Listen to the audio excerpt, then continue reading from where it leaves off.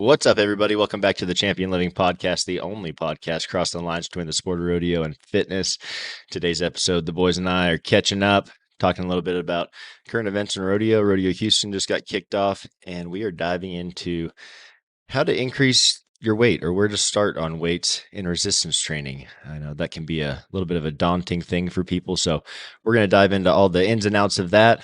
And this episode is brought to you by Hui. Hui has just dropped their newest spring line of clothing, and it is sick. Check them out. Getyourhui.com. Use our discount code ChampionLiving, all one word. Going to save your 10% at checkout. We're diving in right now. Logan, what are you doing?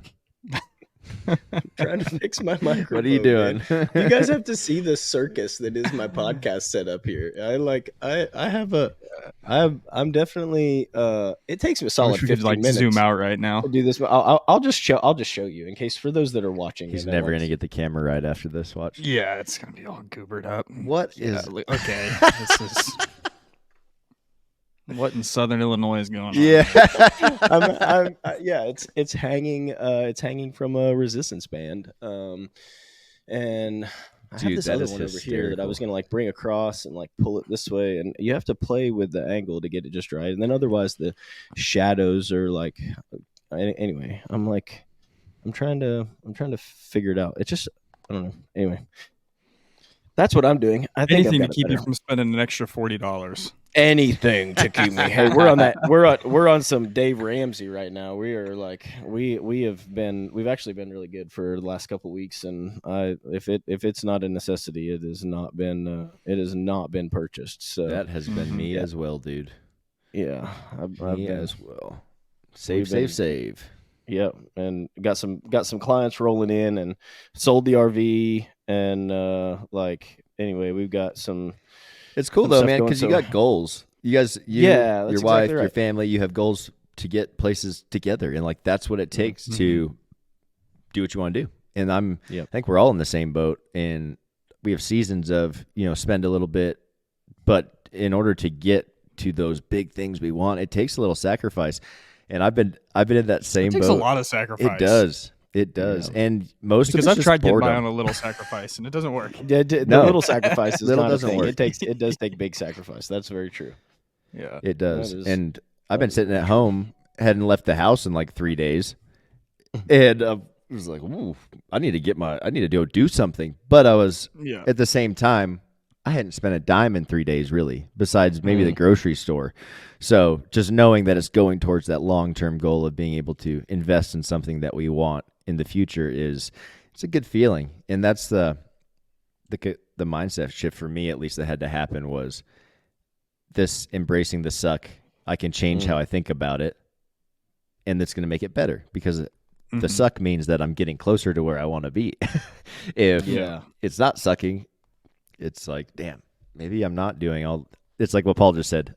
You've tried the little bit of, but you have to do the whole thing. You got to go all in. Well, you can go through the motions, but it doesn't really become effective until, like you mentioned, Doug. You have to have the mindset shift.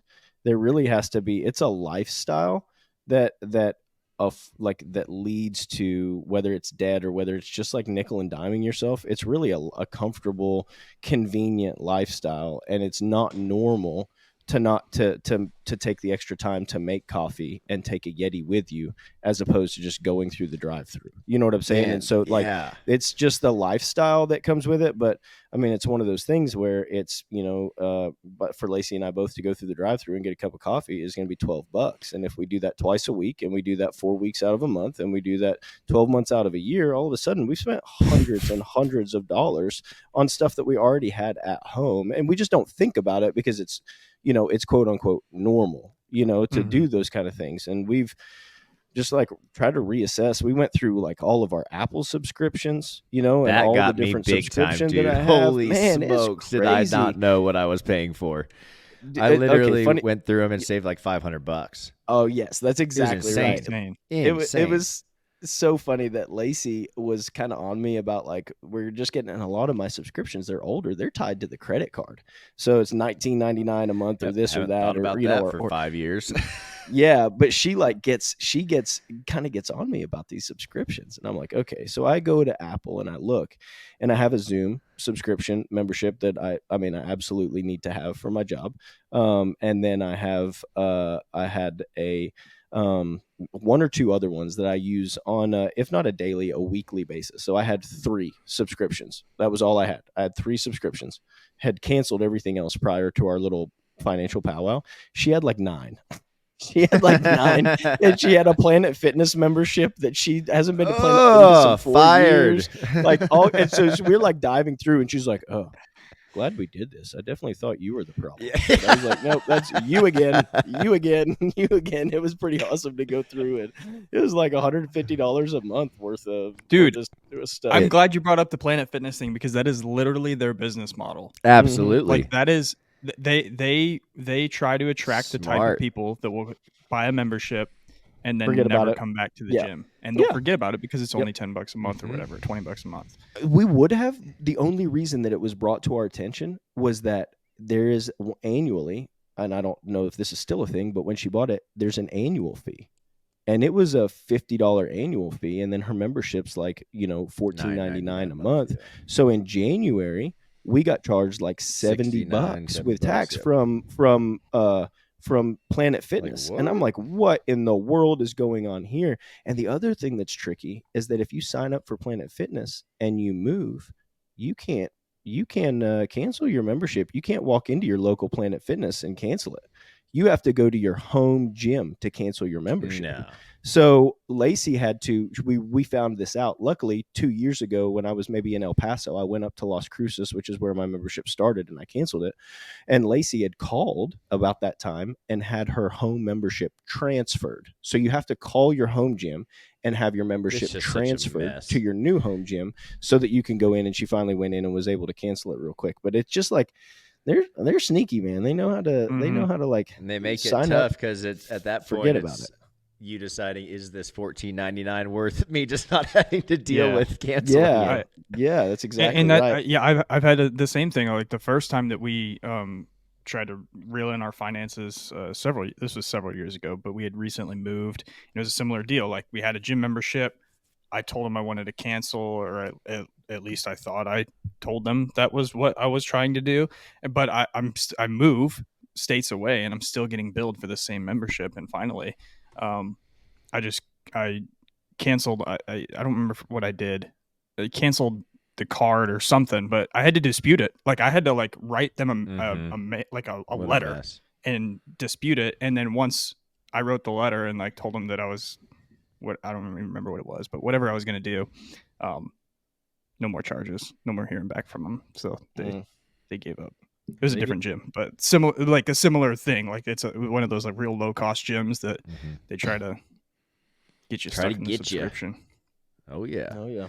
Not a bad business model, but not great for building trust among the public, if you ask me. So I've been in. What do you got? Go ahead. Oh, I was just gonna say, there's a new sucker born every day. So you know what I'm saying. Absolutely. It's not like they're ever gonna run out of people to charge money. And there's a psychological thing there too of people. I've worked in the gyms for a long time. I owned a gym for a long time, and people hang on to memberships with the one thought of, I'm not quitting. I'm gonna go back tomorrow. I'm gonna go back next week, and it's a little wild to think about it that way. But for $9.99 or $14.99 a month, you can hold on to that hope for a long time, and that's just going to keep giving the money to the gym and the corporation or whatever. But some of these other things, it's like our training. Our training is not $14.99 a month, right? It's a lot more of an investment. But we don't see people forget about our training very often, and that's why they get the results. They're a lot more.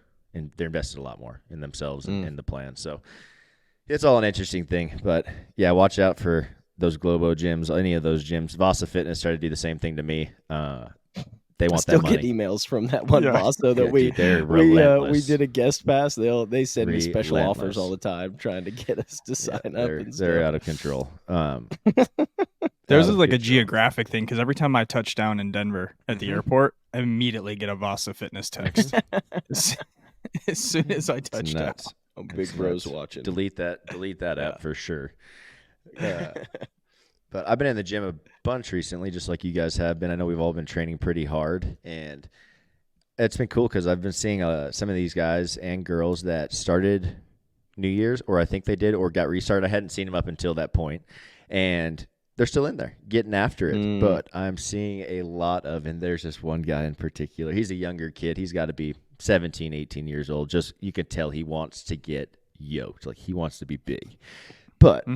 He's also trying to do barbell curls with like a barbell, and he's got 15s or 20s on each side, and I'm talking about struggle bus, bro. I'm like, you're going to blow your ass out, dude. You've got to stop doing that. We've got to have a chat about this, but I've been watching him for weeks, and he just keeps loading the weight, and it's getting scary to watch, but I'm not that guy to go up to someone in the gym because I'm just not, I can't.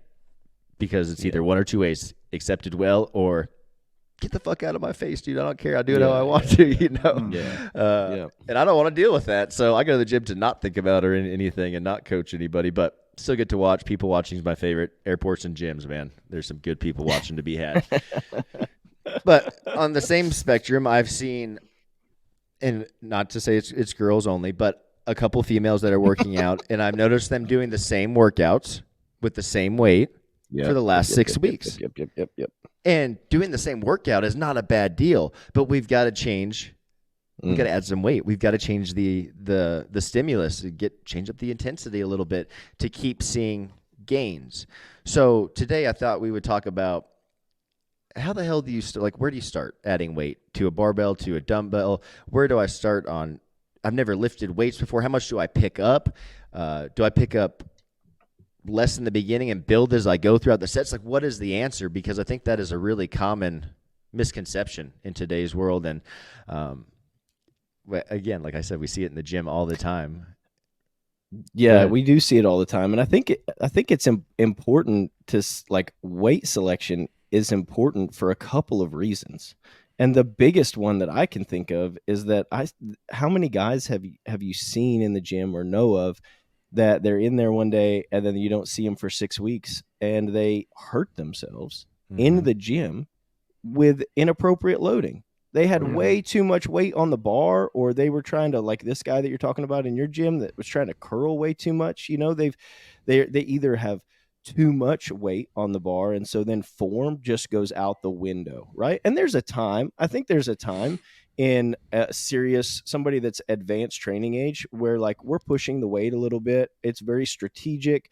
We're maybe looking to functionally overreach somewhat, and form might get a little shoddy on the last rep, right? But it's strategic, it's planned, but it's not every day. And that's where we see a lot of athletes come in. They're just loading and trying to get, walk into almost any high school weight room across the United States, and that's what you're going to see, right? Is it's not about the form, it's about how heavy is the back squat, and they're squatting 6 inches, and it's like they got 300 on the bar though, and so that's why we see so many injuries, is just because of of too much weight on there, and they're not. We're not doing our range of motion any justice. We're not really serving a purpose. And then the flip side of that then is like inappropriate loading and it being too light. And we don't load the bar enough. We're not challenging ourselves. We're not getting to that optimal muscle fatigue and some muscle stimulation for growth. So we're just going to, we have to find that middle ground. We really have to utilize progressive overload. And there's lots of ways to do that. Today, we're specifically talking about with weight and the weight selection, but you have to progressively overload the weights that you're choosing to stay away from injury and to make sure that you make progress. I think the too light, at least in my experience with my training, with my clients, I haven't been in a commercial gym to do any of the good people watching like Doug has in a long time. But at least with my clients, it seems like they opt for too light of weight rather than too heavy. There's a handful. Right. There's a handful that are obviously, they're going to do that. They're going to go too heavy and they're going to be like, hey, I think I went too heavy here on the notes. I'm like, yes, you did. Let's dial that back. But for the overwhelming majority is people erring on the side of too light. And I think that's really, it's not worse. I'm not sure what the word is I'm looking for here, but it's equally detrimental, because it's a different kind of detrimental. It's a different kind, exactly, because one, you're risking injury by going too heavy. The other way, you're risking wasting hours a week. You're just not hitting. Yeah, you're getting no stimulus change. You're by not making any progress over and over. Right. Yeah. Yeah, and that's to me that would feel worse. I think to think about in the end. Damn, I put in that many hours in the gym, and I am not near as far as I could be. But on the same sense, you hurt yourself lifting something too heavy. If I would have just checked my ego for a second and mastered the movement and then added weight, I'd be in a much better place. I'm kind of an idiot for doing that, right? But this is all part of the journey. This all happens. This is part of figuring out how to do fitness. Like, it's I've been on both sides of this too. Me too. Like, personally. Me too. Yeah. You and me both. Me too. And I think mastering the movement is the biggest thing. And once you do that, if it feels easy, feels like you could do another rep, and we're going to talk about RIR and some things like that you can reference, but add a little bit more weight. If you've got, 3 sets of 8, you've been doing that for 3 weeks, by that second and third set on that third week, you're like, damn, this weight is way easier than it was the first week. Do 5 more pounds. And that's what they're talking about, that progressive overload, right?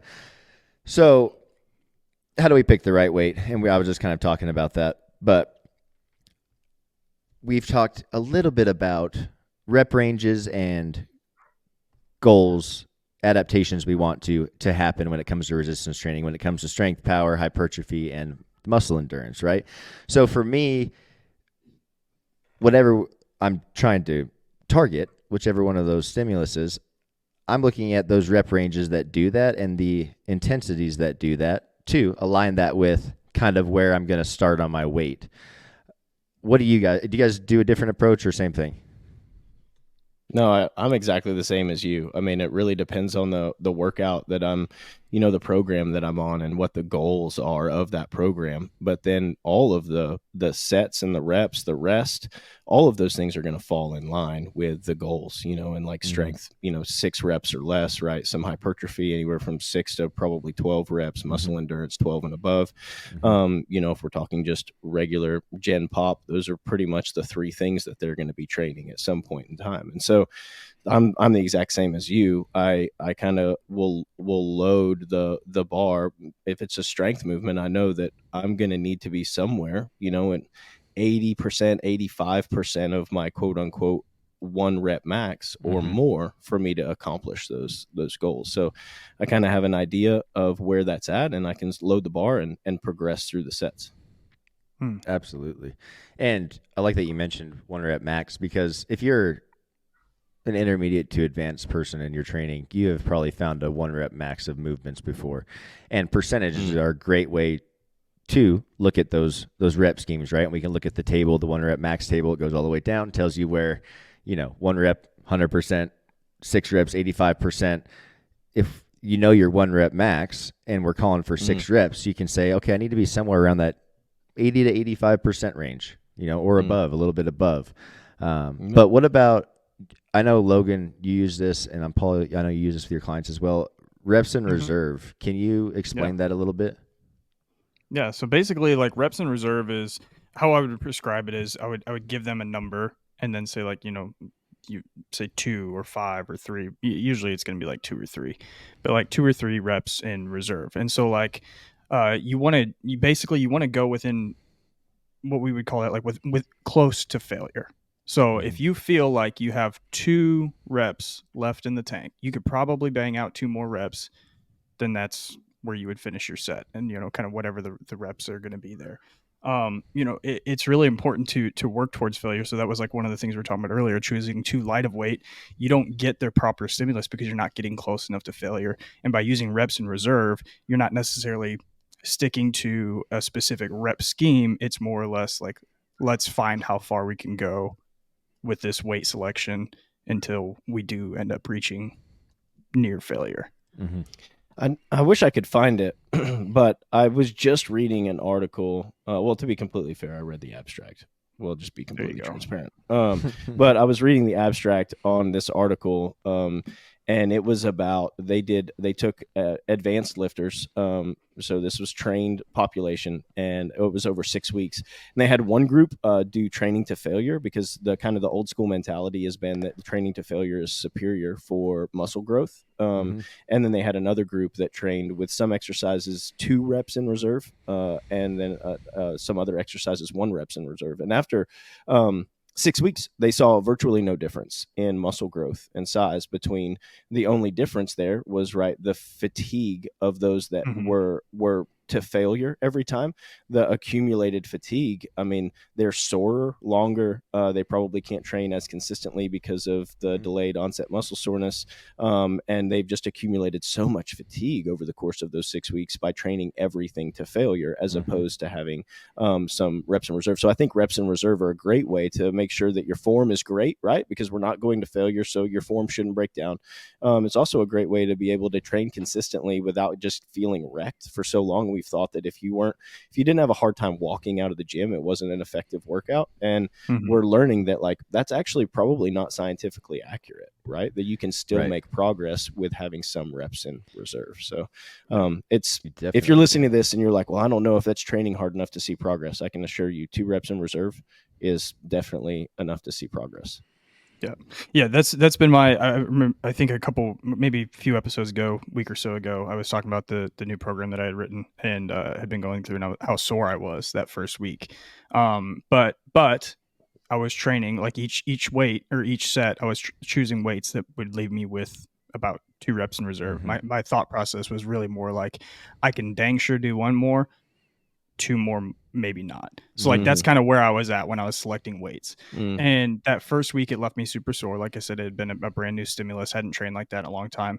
Last week, almost no soreness, like residual soreness or DOMs or anything from day to day.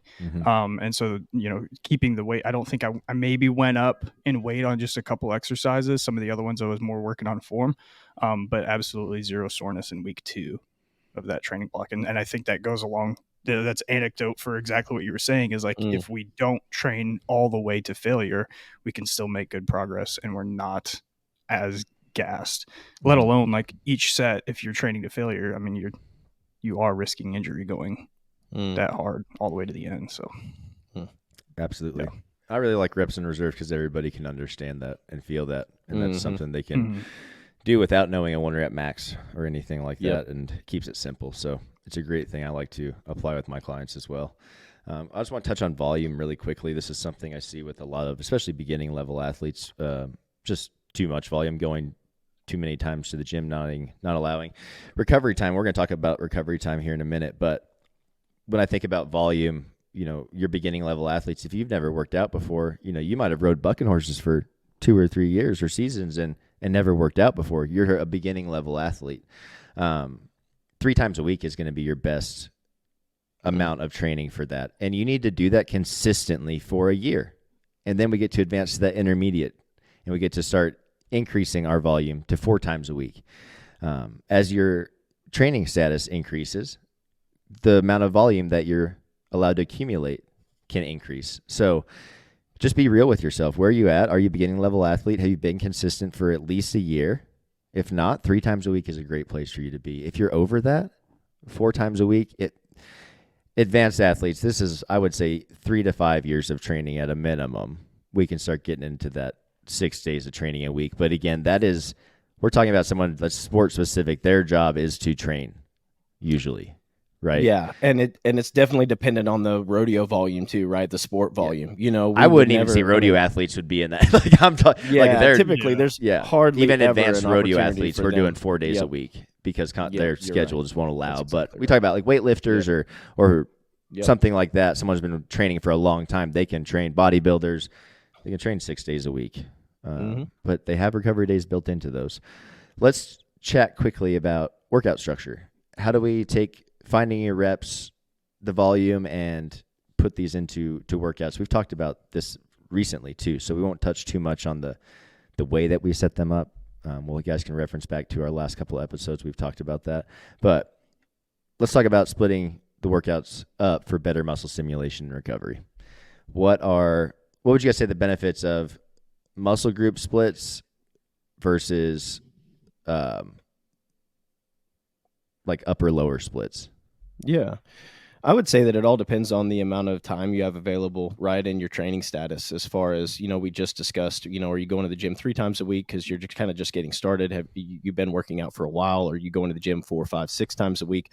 The body part splits that we typically see, if there's somebody that wants to work out, they've never worked out before, and they Google a workout program, typically what they're going to find, the first Google search is going to put forward some sort of bodybuilding program, which is going to be a body part split. So you're going to do maybe something along the line of back and biceps. You might do chest and triceps. You might do legs, 1 or 2 days a week. There might be like an arms and a core day, back. Like that's typically a body part split. And it works well as long as you have enough days in the week to be able to go into the gym and do your workout. And if your goal is, hypertrophy, muscle growth, like it's not a bad way to train. There are seasons of life in which I've trained that way, but typically what we're going to employ with clients that are athletes, and especially for beginner level athletes, which a lot of rodeo athletes are untrained. They're coming in pretty well untrained, but with athletes, we're not necessarily looking at a body part split as much as we are, like Doug mentioned, an upper lower split. We're looking at our movement patterns, and we're pairing movement patterns together.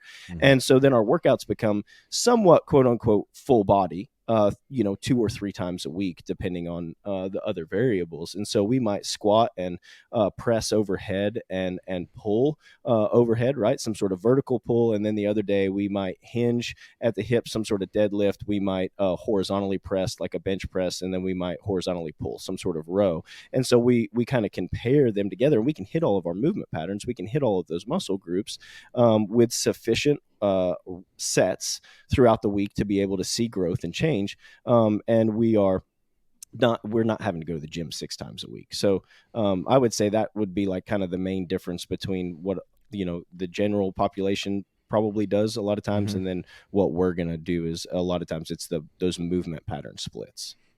Yep. And I think if you're someone who's never done anything, 3 full body sessions per week would be totally fine. Yes. And full body means you are hitting every movement plane there is. So less volume on the sets because there are way more exercises, but you're still getting a ton out of that. And you're getting to work on your full body each time.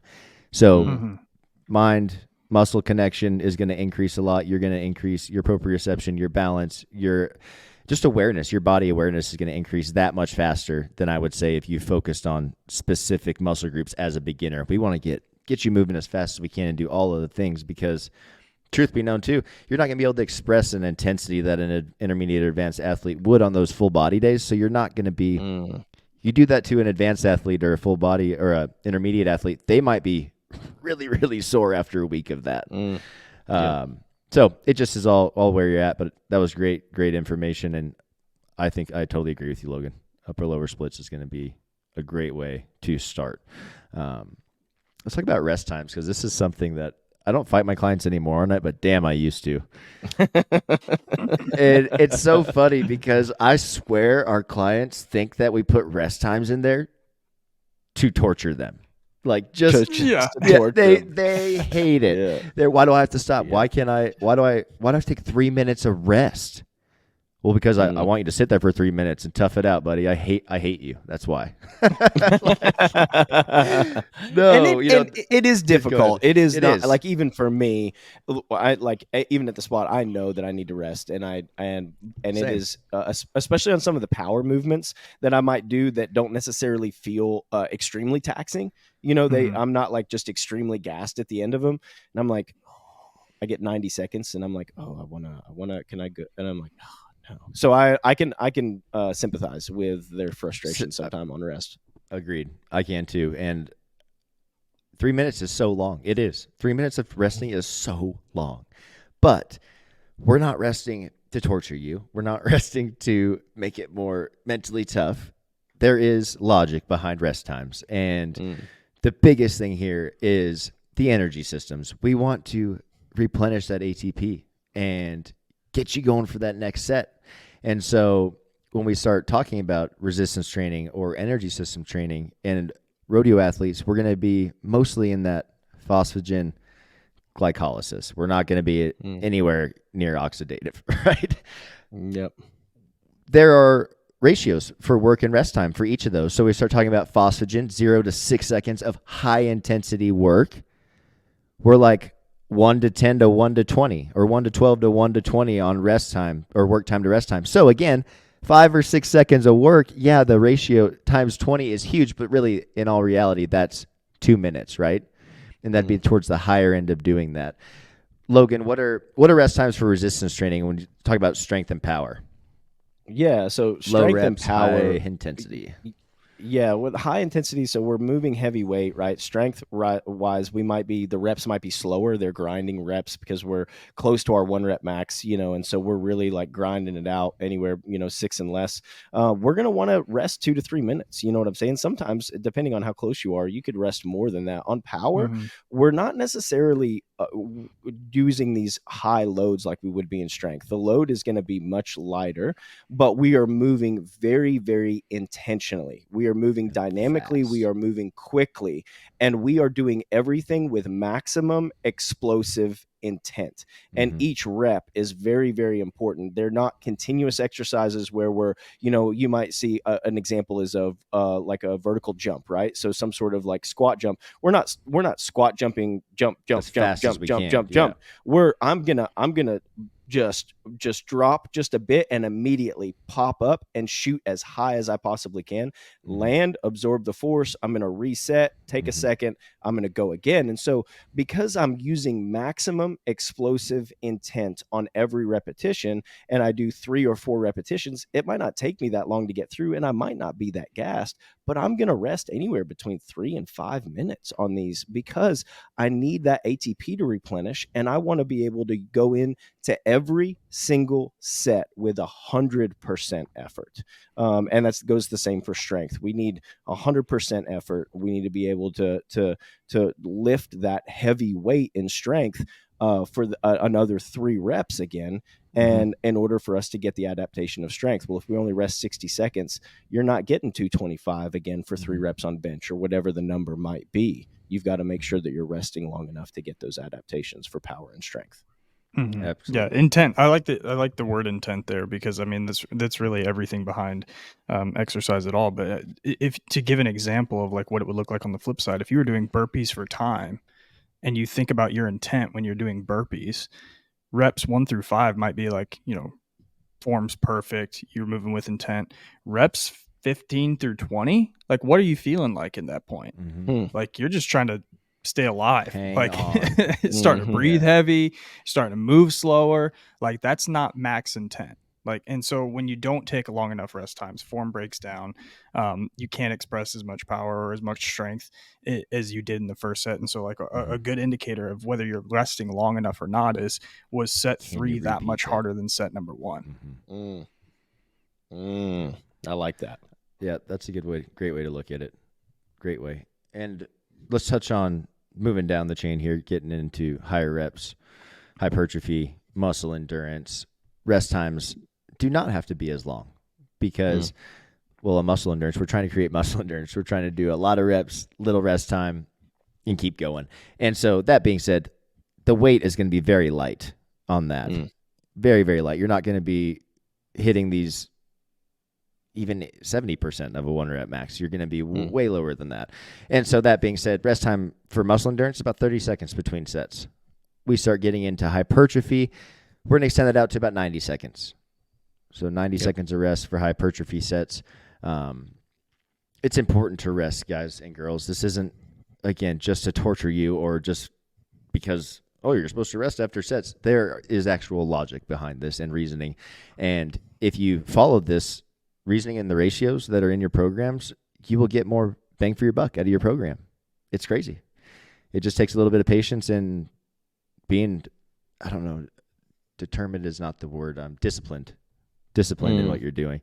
And we've talked about this a lot too, but I feel like that's such a big part of mental toughness, being disciplined and doing the shit you don't want to, and that includes resting long enough. But promise, it will pay off. One last thing I wanted to talk about, guys, is deload. When do we take a rest time? What are signs of maybe hitting that overreaching mark, getting into that overtraining? And overtraining is really hard to do. I don't think anyone I take that back.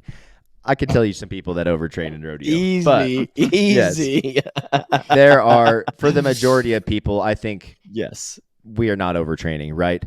But this is a really important thing to talk about, is just the deload process and why we deload. What are some signs of needing that deload week or a little bit extra recovery time? And for me personally, and with my athletes, we have recovery days built into our programs, right? And I can go into a recovery day feeling beat up. The next day, if I recover right, I usually don't feel beat up. I feel great. If I am getting to that point of accumulating that amount of volume where I do need to deload, I don't feel great after a recovery day. I still feel tired and fatigued. And for me, that's a really great indicator that I need to start deloading, dropping the intensity a little bit, whether that's reps, volume of sets, weight, or all of the above. I'm going to do that for a week. I'm still going to do those same movements that I've been practicing for the last 8 to 12 weeks, but at a much lighter intensity, lot lower amount of sets. That way I can focus on letting my body catch up, and I'm going to increase my eating big time during that. My body is telling me it needs fuel, it needs help recovering, and it's not getting enough at that point in time. So I am really focusing on my food there. But those are just a couple quick, man, this thing thumbs up. We got to figure out, turn that off. If you're not watching, if you get on YouTube, get on our channel, you can look at this episode. But anytime I put my thumb up or down, or talk with my hands, man, why won't do it now? It won't do what you want it to do. It's like it's like the dog, the old Johnny Cash. The dog doesn't do the party tricks when anybody's around. Yeah. That's a fact. I think sometimes the deloads are the hardest, right? It also comes down to discipline, because you feel like you're not going to make progress. But it's just like pulling that rubber band back to be able to shoot it forward. Sometimes we feel like a step backwards, and taking a deload week is going to slow you down. I know that I'm ready for a deload week when my joints ache throughout the day. After a workout, my elbows, my shoulders, my knees are just sore and aching, and then also my sleep tanks. And even though I was in bed for 8 hours, I tossed and turned, and I just wasn't resting well, and that's consistently happening. It's definitely time for a deload. And if you'll take a week and move through some active recovery and just be intentional about movement, go for some walks, like don't just sit on the couch, but you'll be amazed at what you can do when you come back in. And you come back in the gym, and you're going to slingshot yourself way farther ahead than you would have been if you just kept going. That first I thought your joints hurt just because you were getting old. Well, that's it too. That's probably a big portion of it. Too. Yep. He's a little beat up too. I'm used goods for sure. I can't That's say awesome. shit. Have Thank you seen all guys this so gray much. hair Nothing. I got? I just It's wanted making to it so much worse. cheer you up on this Monday morning. Yeah, there's nothing like you're starting old as Monday shit. off, yeah. Hope you feel good about yourself. Okay. All right. Hey, let's Thanks be you guys for real. listening. You might be older than me, but I got way grayer hair, so Yeah, I'm you in do the, have I'm in the way lead grayer there. Yeah, That's for sure. I'll put That's myself for down sure. to make you feel better. You good? Hey, thank you. Finally. We've worked together for 4 years. This is the first time. Feels ever. like It's taken fucking 4 20, years. Logan. Oh, shit. Hey, guys, just to wrap this up, though, I hope this was helpful for anybody listening. Proper weight selection is crucial for both safety and optimizing our muscle growth. If you guys have any questions about this, please shoot us a DM, shoot us a message. We'd love to help you out. If you have any questions about our training or want to jump on a program, again, we can message us or go check out our website, www.championlivingfitness.com. Everything is there. We have links for training, for the OPA, for our app. We have a whole blog there with tons of articles to read about to help you guys on your fitness journey. Check them out. We really appreciate your guys' support. And speaking of support, we got to thank some sponsors really quickly. Beastmaster Rodeo, like I say, always been with us since the beginning. You can check them out at beastmasterrodeo.com. Our discount code has changed. I had another email about this. It's Champion Living 24, guys, this year. I know it changed this year. So get that 24 on the end of it. It's not case sensitive. Save you 10% on all your Beastmaster Rodeo gear. And Colorado Craft Beef. Man, I'm still just jamming out on these beef sticks every day.